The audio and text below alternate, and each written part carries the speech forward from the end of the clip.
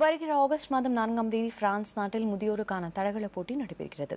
இந்த போட்டிக்காக தமிழகத்தின் 2 முன்னோடி வீரர்கள் விருதுநகர் மைதானத்தில் தீவிர பயிற்சியில் ஈடுபட்டுள்ளனர்.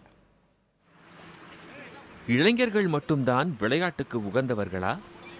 இல்லை இல்லை, நாங்களும் தான் என சவால் விடும் விதமாக 2 முதியவர்கள் விருதுநகர் மைதானத்தில் பயிற்சியில் ஈடுபட்டுள்ளனர். பிரான்சின் லயன் நகரில் நடைபெறவுள்ள சர்வதேச தடகள போட்டிக்கு தேர்வாகியுள்ள மனோகரன் விளையாட்டுக்கு பயிற்சி என்பது மிக முக்கியம் என்கிறார். எந்த விளையாட்டு விளையாண்டாலும் அதுக்கு ஒரு மாற்று பயிற்சி செய்யணும். நம்ம ஓடிக்கிட்டே இருந்தோம், அதோட விட்டு நம்ம நடந்துக்கிட்டே இருந்தோம், அப்படியே நம்ம போனோம்னா கால் கையெல்லாம் விரைச்ச மாதிரி இருக்கும். 75 வயதை கடந்த மனோகரன் பலமுறை மாரத்தான் போட்டிகளில் வென்றவர் ஆவார்.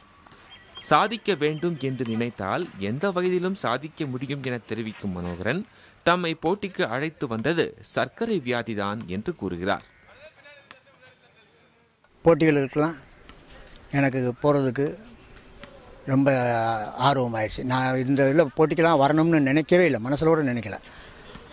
அந்த சுகர் வந்ததுனால நான் நடந்து ஓடி இன்றைக்கி உலக அளவில் ஓட போகிறேன். சிவகாசியில் இருந்து பிரான்ஸ் போட்டிக்கு தேர்வான ராஜேந்திரன் சர்வதேச போட்டிகளில் நண்பர்கள் மற்றும் தனியார் கிளப்புகளின் உதவியுடன் தான் போட்டிகளில் பங்கேற்று பதக்கங்களை வென்று வந்துள்ளார். எனவே தங்களது பயணச் செலவை அரசே ஏற்க வேண்டும் என ராஜேந்திரன் வலியுறுத்துகிறார். சர்க்கார் இப்போ நாங்கள் இந்த மாஸ்டர்ஸ் அத்லெட்டிக்ஸில் பிரான்ஸ் போகிறோம். இதில் போகிறதுக்கு எங்களுக்கு நாங்கள் எங்களுடைய சொந்த பொறுப்பில் தான் போக வேண்டியிருக்கு. அப்போ விளையாட்டு திறமை இருந்து அநேக பேர் போக முடியாதவங்கெல்லாம் வர முடியாமல் போயிடுது.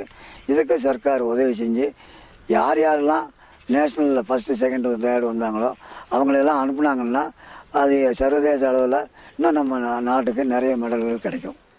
பிரான்ஸ் தடகள போட்டியில் பங்கேற்கும் இருவரும் கடந்த ஆண்டு மலேசியாவில் நடைபெற்ற தடகள போட்டிகளில் தங்கப் பதக்கங்களை வென்று சாதனை படைத்தனர். இந்த முதியவர்களின் ஊக்கம் இளைஞர்களிடையே மாணவர்களிடையே விளையாட்டு விழிப்புணர்வை ஏற்படுத்த வேண்டும்.